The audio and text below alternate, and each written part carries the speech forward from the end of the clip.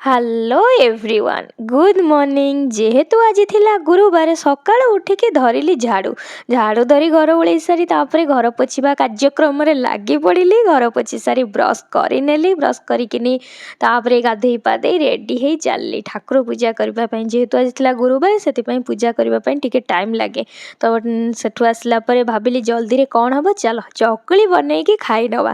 ତ ଆୟୁଷ ତ ତାଙ୍କର ଡ୍ୟୁଟି ଯାଇଛନ୍ତି। ଲଞ୍ଚ ପ୍ରିପାରେସନ୍ ମୁଁ ଏକା ପାଇଁ କଲି, କାହିଁକିନା ସେ ତ ଡ୍ୟୁଟିରେ ଖାଇବେନି। ମୁଁ ଏକା ପାଇଁ ଜଲ୍ଦିରେ ହେବା ପାଇଁ ବନେଇଦେଲି ଖେଚୁଡ଼ି। ତା ସାଙ୍ଗରେ ଭାବିଲି ଚାଲ ଛୁଇଁ ଆଳୁ ମସଲା ଦେଇ ଭାଜି ନେବା। ତ ମୋର ତ ଖାଇବା ରେଡ଼ି ହେଇଗଲା, ଜଲ୍ଦି ଖାଇନେଲି। ଖାଇସାରିଲା ପରେ ମୁଁ ମୋର ପାଇଁ ଗୋଟେ ଫେସ୍ ପ୍ୟାକ୍ ହୋମମେଡ଼୍ ବନେଇଥିଲି। ଆର ଭିଡ଼ିଓ ବହୁତ ଜଲ୍ଦି ମୁଁ ପୋଷ୍ଟ କରିବି।